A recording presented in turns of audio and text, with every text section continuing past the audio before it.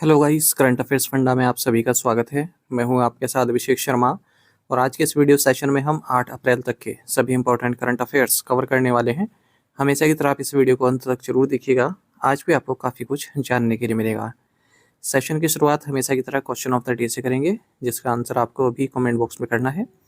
पूछ रहे भारतीय अंतरिक्ष कार्यक्रम के जनक के रूप में किसे जाना जाता है? Who is known as the father of Indian space program? Options आपके सामने हैं। होमी भाभा, विक्रम साराभाई, एपीजे अब्दुल कलाम या फिर के सिवन। जल्दी से आंसर कर दीजिए, फिर आगे बढ़ते हैं। इस वीडियो सेशन की PDF current affairs fund app पर अवेलेबल है, वहाँ से आप प्राप्त कर सकते हैं। न केवल इस वीडियो सेशन की बल्कि जितने भी हमारे daily, weekly, monthly current affairs sessions आते हैं, सभी की PDF current affairs fund app पर आपको प्राप्त होती है।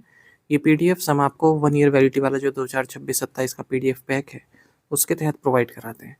तो जितने भी हमारी पीडीएफ्स आपको इस पीडीएफ पैक में मिलेंगी, 1 साल की वैलिडिटी रहेगी। कोई भी आपका एग्जाम हो, चाहे वो बैंकिंग हो, एसएससी हो, रेलवे या स्टेट पीसीएस हो, जहाँ पर भी जनरल अवेयरनेस से करंट अफेयर्स पूछे जाते हैं, सभी एग्जाम्स के लिए हमारा पीडीएफ कंटेंट काफ़ी यूजफुल है, सफिशिएंट है। इसके अलावा कुछ भी आपको पढ़ने की नीड नहीं रहेगी। तो ये कोर्स आपको करंट अफेयर्स फंडा ऐप पर मिल जाएगा। ऐप का लिंक वीडियो को डिस्क्रिप्शन दिया गया है, फर्स्ट कमेंट में भी पिन कर दिया गया है। उस लिंक पर आप क्लिक कीजिए, ऐप को इंस्टॉल कीजिए। लॉगिन करने के बाद जब आप ये कोर्स बाय करेंगे, तब आप कंप्लीट मटेरियल एक्सेस कर पाएंगे। फिलहाल इस क्वेश्चन का आंसर कर दीजिए, फिर करंट अफेयर सेशन की शुरुआत करेंगे।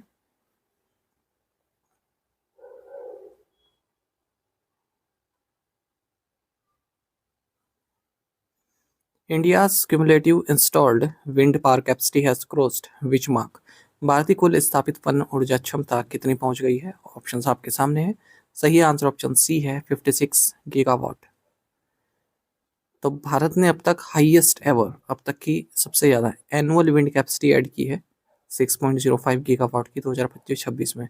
यानी कि एक साल में इससे ज़्यादा हमने कभी ऐड नहीं की, 6.05 गीगावाट से ज़्यादा इस बार हमने किया 2025-26 में। लास्ट टाइम जो हमने इसके आसपास की थी 2016-17 में की थी 5.5 गीगावाट की। ठीक है, और अगर हम 2024-25 से कंपेयर करें तो उससे 46% ज़्यादा हमने ऐड की है। तो इसका मतलब जो विंड पावर है, हम अच्छी प्रोग्रेस कर रहे हैं उस क्षेत्र में। तो इसी के साथ भारत की जो इंस्टॉल्ड विंड पावर कैपेसिटी है वो 56 गीगावाट पहुंच चुकी है। गुजरात, कर्नाटक, महाराष्ट्र ये प्राइमरी कंट्रीब्यूटर्स हैं इस कैपेसिटी में। अच्छा, हमारा एक टारगेट भी है कि हम 500 गीगावाट की non fossil fuel based energy capacity प्राप्त करना चाहते हैं 2030 तक। याद रखिएगा आंकड़ा, 500 gigawatt bye 2030। Which space mission has set a new record for the farthest distance traveled by humans from Earth? किस अंतरिक्ष मिशन ने पृथ्वी से मनुष्य द्वारा तय की गई सबसे लंबी दूरी का नया रिकॉर्ड बनाया है? ऑप्शंस आपके सामने हैं। सही आंसर ऑप्शन सी है, आर्टेमिस सेकंड। तो नासा का आर्टेमिस सेकंड मिशन, इसके बारे में हम प्रीवियस सेशंस में पढ़ चुके हैं डिटेल में। और ये मून के फार साइड में ट्रैवल कर रहा है, उसके चारों ओर मून को ऑब्जर्व कर रहा है। तो इसने एक नया रिकॉर्ड बना दिया है। तो ये एक फारदेस्ट डिस्टेंस है ह्यूमंस के लिए जो अर्थ से उन्होंने ट्रैवल की है। तो यहाँ पर जो एस्ट्रोनॉट गए हुए हैं इस मिशन में, तो वो इतनी दूर पहुँच चुके हैं, आज तक कभी कोई नहीं पहुँचा है अर्थ से इतनी दूर। तो ओरियन स्पेसक्राफ्ट है जिसमें ये 4 एस्ट्रोनॉट्स हैं। 2,52,752 माइल्स दूर है ये अर्थ से। प्रीवियसली सबसे दूर कौन सा आंकड़ा था? अपोलो 13 के दौरान 1970 में 2,48,655 माइल्स का। तो 6 अप्रैल को ये माइलस्टोन अचीव किया गया 11:27 PM पे। और नासा का प्लान है दोबारा ह्यूमंस को मून पर उतारने का। तो उसी को देखते हुए एक मिशन है, आर्टेमिस सेकंड मिशन। ठीक है, तो मतलब मून पर तो आगे उतारेंगे दूसरे मिशन में, ये उसकी एक प्रोग्रेस का आप हिस्सा समझ सकते हैं। India's prototype fast breeder reactor PFBR has recently attained criticality, where is it located? Bharat के प्रोटोटाइप फास्ट ब्रीडर रिएक्टर ने हाल ही में क्रिटिकलिटी हासिल कर ली है, यह कहाँ स्थित है? ऑप्शंस आपके सामने हैं। सही आंसर ऑप्शन बी है, कलपक्कम। देखिए, भारत ने न्यूक्लियर एनर्जी प्रोग्राम में एक मेजर अचीवमेंट प्राप्त की है। जो हमारा इंडिजिनसली डिजाइंड और built prototype fast breeder reactor है कलपक्कम तमिलनाडु में, इसने क्रिटिकलिटी अटेन कर ली है। इसका मतलब जो रिएक्टर है वो self sustaining nuclear fission reaction achieve कर सकता है किसी एक्सटर्नल इंटरवेंशन के। न्यूक्लियर फिशन रिएक्शन जो है न्यूट्रॉन्स को प्रोड्यूस करती है। क्रिटिकलिटी का मकसद मतलब आप इस तरह से भी समझ सकते हैं, जैसे एक आग है, ठीक है, काफ़ी धीमी चल रही है, तब भी आपकी यूज़फुल नहीं है। काफ़ी तेज़ चलेगी तो फ्यूल ज़्यादा बर्न होगा, है ना। और अगर स्टेबल पर चलेगी मीडियम पर तो आपके लिए किफ़ायती भी है, और जो आप उसमें कुछ गर्म कर रहे हैं वो भी आसानी से गर्म हो जाएगा। ठीक, मतलब स्टेडी है। तो इसी तरह से क्रिटिकलिटी का मतलब है कि जो आपका जो न्यूक्लियर रिएक्टर है वो स्टेबल हो चुका है। ठीक है, उसको किसी भी एक्सटर्नल इंटरवेंशन की नीड नहीं है। जिस तरह से उसे काम करना चाहिए उस तरह से वो इंडिपेंडेंटली कर सकता है। ये उसका मतलब होता है क्रिटिकलिटी का। ठीक है, स्टडी उसकी अब जो है प्रोग्रेस चल रही है। जो एडवांस रिएक्टर होता है ना, प्रोटोटाइप फास्ट ब्रीडर रिएक्टर, ये ज़्यादा फ्यूल प्रोड्यूस करते हैं कंपेयर टू जितना ये कंज्यूम करते हैं उससे। तो 500 megawatt electric prototype fast breeder reactor है ये, कलपक्कम तमिलनाडु में, और भारतीय नाभिकीय विद्युत निगम लिमिटेड द्वारा ऑपरेट किया जा रहा है। जैसे ये फुली ऑपरेशनल हो जाएगा ये रिएक्टर, भारत केवल दूसरी कंट्री हो जाएगा पूरे वर्ल्ड में रशिया के बाद जिसके पास एक कमर्शियल फास्ट ब्रीडर रिएक्टर है।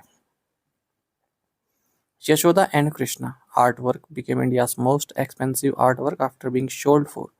यशोदा और कृष्ण जो कलाकृति हैं ये कितनी कीमत में बिकने के बाद भारत की सबसे महंगी कलाकृति बन गई है? राइट आंसर ऑप्शन सी है, 167.2 करोड़ रुपए। देखिए, राजा रवि वर्मा की 1990 के आसपास का एक आर्ट वर्क है यशोदा और कृष्णा का। ये देख सकते हैं हम, कितनी अद्भुत पेंटिंग की हुई है। तो ये इंडिया का मोस्ट एक्सपेंसिव आर्ट वर्क बन गया है। 167.2 करोड़ रुपए में बिका है ये सेफ्रोनॉट ऑक्शन मुंबई में। तो इसे बाई किया है बिलियनियर साइरस पूनावाला ने, जो सीरम इंस्टीट्यूट ऑफ इंडिया के चेयरमैन है। इसमें आप देख सकते हैं यशोदा है और कृष्णा है इन्फेंट के तौर पर, बच्चे के रूप में। इससे पहले सबसे महंगी पेंटिंग जो थी वो थी M.F. हुसैन की, 118 करोड़ में बिकी थी वो। राजा रवि वर्मा 1848 में इनका जन्म हुआ था केरल में। One of India's most celebrated artist हैं, और कई सारे इंडियन माइथोलॉजिकल सब्जेक्ट्स को इन्होंने डिपिक्ट किया है। कई सारे जो हम गॉड्स की फोटो देखते हैं वो भी इन्हीं के द्वारा डिपिक्ट की गई हैं। Which company has announce the acquisition of status? किस कंपनी ने स्टेटस के अधिग्रहण की घोषणा की है? राइट आंसर ऑप्शन सी है, इन्फोसिस। तो इन्फोसिस ने एक एग्रीमेंट साइन किया है स्ट्रेटस को एक्वायर करने के लिए, जो कि एक टेक्नोलॉजी सॉल्यूशन प्रोवाइडर है property and casualty insurance industry के लिए। $95 मिलियन का ये एग्रीमेंट हुआ है।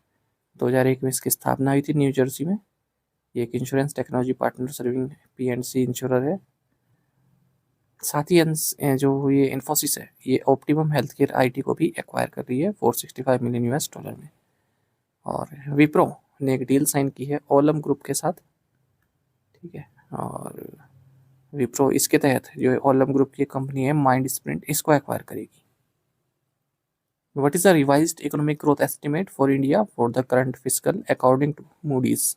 मूडीज के अनुसार चालू वित्त वर्ष के लिए भारत की संशोधित आर्थिक विकास दर का अनुमान कितना है? सही आंसर ऑप्शन है 6%।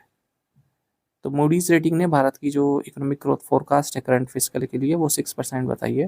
पहले 6.8% बताई थी, और हायर इन्फ्लेशन बताइए 4.8% 2026-27 के लिए। OECD ने भी जो हमारी ग्रोथ बताई है 6.1% बताई है करंट फिस्कल के लिए। ICRA ने 6.5% बताई हुई है। इंडिया ने 7.5% ग्रोथ अचीव की थी करंट ईयर 2025 में, 2024 में 7.2% ही की थी। Who has been appointed as the international event ambassador for World 10K Bengaluru 2026? World 10K Bengaluru 2026 के लिए अंतर्राष्ट्रीय इवेंट अम्बेसडर के रूप में किसे नियुक्त किया गया है? सही आंसर ऑप्शन बी है, ब्लैंका व्लेसिक। तो प्रोकैम इंटरनेशनल जो कि प्रमोटर्स हैं world athletics gold level race world 10K Bengaluru 2026 के, इन्होंने डबल ओलंपिक मेडलिस्ट और 2 time world champion Blanka Vlasic को इंटरनेशनल इवेंट अम्बेसडर अपॉइंट किया है इस रेस के लिए, जो कि 26 अप्रैल को होने वाली है। और ब्लैंका व्लेसिक की अगर हम बात करें, ये क्रोएशिया की former track and field athlete है, हाई जंप में स्पेशलाइज्ड है। Prevention of blindness week 2026 is observe from which dates? वर्ष 2026 में अंधत्व निवारण सप्ताह कब मनाया जा रहा है? राइट आंसर ऑप्शन है 1 to 7 April 2026। Prevention of blindness week 2026 से 1 से 7 अप्रैल के बीच में मनाया जा रहा है। किसके द्वारा ऑर्गेनाइज किया जाता है? National society for the prevention of blindness India के द्वारा। तो free I screening, educational campaign on I safety और ब्लाइंडनेस के इंसिडेंस किस तरह से रिड्यूस हो सकते हैं, जैसे कंडीशन होती है कैटरेक्ट्स, मेल न्यूट्रिशन, डायबिटीज, उनके बारे में जागरूकता फैलाई जा रही है। New Space India Limited has signed an MOU with which company to jointly work on the design, manufacture, testing and supply of solar panels for global satellite manufacturers. New space India limited ने वैश्विक उपग्रह निर्माताओं के लिए सौर पैनलों की design, निर्माण, परीक्षण और आपूर्ति पर संयुक्त रूप से काम करने के लिए किस कंपनी के साथ समझौता ज्ञापन पर हस्ताक्षर किया? राइट आंसर ऑप्शन बी है, ध्रुव स्पेस। तो इंडियन गवर्नमेंट की जो न्यू स्पेस इंडिया लिमिटेड है और हैदराबाद बेस्ड एरोस्पेस फर्म जो है ध्रुव स्पेस प्राइवेट लिमिटेड, उन्होंने मेमोरेंडम ऑफ अंडरस्टैंडिंग साइन किया है, जिसके जरिए जॉइंटली वर्क करेंगे जो सोलर पैनल्स बनते हैं ग्लोबल सैटेलाइट मैन्युफैक्चर के लिए, उसके डिज़ाइन, मैन्युफैक्चरिंग, टेस्टिंग के लिए। न्यू स्पेस इंडिया लिमिटेड की बात करें, पब्लिक सेक्टर अंडरटेकिंग है, गवर्नमेंट ऑफ इंडिया के तहत, है ना, डिपार्टमेंट ऑफ स्पेस के तहत आती है, और 6 मार्च 2019 को इसकी स्थापना की गई थी इंडियन स्पेस प्रोग्राम में प्राइवेट सेक्टर के पार्टिसिपेशन को बढ़ाने के लिए। Which state government launch the campaign Machegaon Arogya Sampann गांव? किस राज्य सरकार ने माचेगांव आरोग्य संपन्न गांव अभियान शुरू किया है? राइट आंसर ऑप्शन सी है, Maharashtra. The government of Maharashtra ने एक state wide rural health care campaign launch किया है, जिसका टाइटल है माचेगांव आरोग्य संपन्न गांव, यानी कि my village health prosperous village. तो हेल्थ केयर डिलीवरी को मजबूत किया जा सके, पब्लिक हेल्थ सर्विस के प्रति जो गाँव का एक्सेस है वो इम्प्रूव हो सके विलेजेस में, पब्लिक हेल्थ डिपार्टमेंट के तहत इसको इम्प्लीमेंट किया जा रहा है चीफ मिनिस्टर देवेंद्र फडणवीस और deputy chief ministers Eknath Shinde और सुनेत्र पवार की गाइडेंस में। The initiative focuses on health awareness, preventive health care and last mile delivery of government health services in rural areas. Which state government approved the मुख्यमंत्री अन्नपूर्णा योजना? किस राज्य सरकार ने मुख्यमंत्री अन्नपूर्णा योजना को मंजूरी दी? सही आंसर ऑप्शन बी है, उड़ीसा। तो उड़ीसा गवर्नमेंट ने मुख्यमंत्री अन्नपूर्णा योजना को अप्रूव कर दिया है ताकि फूड सिक्योरिटी को इम्प्रूव किया जा सके। एडिशनल राइस दिया जाएगा बेनिफिशरीज को पब्लिक डिस्ट्रीब्यूशन सिस्टम के तहत, और ये फैसला लिया गया है स्टेट कैबिनेट द्वारा, जिसकी अध्यक्षता चीफ मिनिस्टर मोहन चरण मांझी ने की है। तो जो भी बेनिफिशरीज हैं उन्हें additional 5 kg of rice per person per month free of cost दिया जाएगा, जो उनका एक्सिस्टिंग एलोकेशन है उससे ऊपर। According to IRENA, what was India's rank in the global renewable energy market in 2025? IRENA के अनुसार 2025 में वैश्विक नवीकरणीय ऊर्जा क्षेत्र में भारत की रैंक क्या है? राइट आंसर ऑप्शन बी है, थर्ड। तो Bharat third largest renewable energy market है ग्लोबली 2025 में, चाइना और यूनाइटेड स्टेट्स के बाद, क्योंकि हमारे यहाँ सोलर विंड कैपेसिटी बड़ी है, इसी कैपेसिटी बड़ी है। और ऐसा बताया इंटरनेशनल रिन्यूएबल एनर्जी एजेंसी ने, IRENA जिसे बोलते हैं, अपनी annual renewable capacity statistics 2026 report में। भारतीय जो इंस्टॉल्ड रिन्यूएबल एनर्जी कैपेसिटी 2025 में 250.5 गीगावाट्स की रही है, जबकि 2023 में 175.9 गीगावाट की थी। 37 गीगावाट सोलर एनर्जी कैपेसिटी हमने ऐड की है 2025 में, ठीक है। और चाइना ने सबसे ज़्यादा कंट्रीब्यूट किया है ग्लोबल सोलर कैपेसिटी एडिशन में, 315 गीगावाट एक साल में ही चाइना ने ऐड की है, हमने की है 37 गीगावाट केवल। Who became India's first openly queer member of parliament? Bharat की पहली समलैंगिक सांसद कौन बनी? सही आंसर ऑप्शन डी है, मेनका गुरुस्वामी। तो सीनियर एडवोकेट है मेनका गुरुस्वामी, ये राज्यसभा की मेंबर बनी है। इनके अलावा 18 और ने शपथ ली है। ममता बनर्जी की जो तृणमूल कांग्रेस है उन्होंने इनको राज्यसभा भेजा है, और ये इंडिया की first openly queer member of parliament बनी है। क्वीर मतलब जो हेट्रोसेक्सुअल या सिसजेंडर ना हो, हेट्रोसेक्सुअल मतलब हमें अपना नॉर्मल इंसान को अपोजिट जेंडर में इंटरेस्ट होता है, ठीक है, लेकिन जो क्वीर कम्युनिटी के होते हैं उनके साथ ऐसा नहीं होता है। मतलब जो सोसाइटी का एक प्रिस्क्राइब्ड मेल, फीमेल, मैस्कुलिन और फेमिनिन जो ये सभी टर्म बने हुए हैं ना, उनसे अलग ही रहते हैं लोग। What was India's net GST collection in March 2026? मार्च 2026 में भारत का शुद्ध GST संग्रह कितना था? सही आंसर ऑप्शन सी है, 1.78 लाख करोड़ रुपीस। तो भारत का जो net goods and services tax collection है 1.78 लाख करोड़ रुपीस रहा है मार्च 2026 में। 8.2% की ग्रोथ देखने को मिली है अगर हम मार्च 2025 से कंपेयर करें। ग्रोस GST कलेक्शन मार्च के लिए 2 लाख करोड़ से ज़्यादा का रहा है, 8.8% अबव रहा है अगर हम मार्च 2025 से कंपेयर करें, जब 1.83 लाख करोड़ था। पूरे फाइनेंशियल ईयर की बात करें 2025-26 तो ग्रोस जीएसटी कलेक्शन 8.3% इंक्रीज हुआ है ईयर ऑन ईयर और 22.27 लाख करोड़ रुपए पहुंच गया है। महाराष्ट्र में सबसे ज़्यादा जीएसटी कलेक्शन हुआ है, फिर Karnataka, Gujarat. What was the total value of UPI transaction in March 2026? March 2024 में यूपीआई लेन देन का कुल मूल्य कितना था? सही आंसर ऑप्शन सी है 29.53 लाख करोड़ रुपीस। देखिए एनपीसीआई के अकॉर्डिंग यूपीआई ट्रांजैक्शंस 22.64 बिलियन हुए हैं मार्च 2026 में। अगर हम फरवरी 2026 से कंपेयर करें तो 20.39 बिलियन ट्रांजैक्शंस हुए। ये हम ट्रांजैक्शंस की बात कर रहे हैं और इनकी वैल्यू कितनी रही है, कितने पैसों के हुए हैं, तो ये हुए मार्च में 29.53 लाख करोड़ रुपए के, जबकि फरवरी में 26.84 लाख करोड़ रुपए के हुए थे। डेली ट्रांजैक्शन काउंट मार्च में अगर हम बात करें एवरेज तो 730 मिलियन रहे हैं, फरवरी में 728 मिलियन रहे हैं और जो एवरेज डेली ट्रांजैक्शन रहा है वो 95,243 करोड़ रुपए का रहा है डेली यूपीआई से। Which state launch the school चले हम कैंपेन? स्कूल चले हम अभियान किस राज्य ने शुरू किया? सही आंसर ऑप्शन डी है मध्य प्रदेश। तो मध्य प्रदेश चीफ मिनिस्टर हैं डॉक्टर मोहन यादव, इन्होंने 4 दिन का स्कूल चले हम let's go to school campaign launch किया है। तो स्टेट के 55 डिस्ट्रिक्ट में लॉन्च किया गया, 50,000 से ज़्यादा विलेजेस में। ठीक है, कोई भी चाइल्ड बचे ना, स्कूल जाए बिना।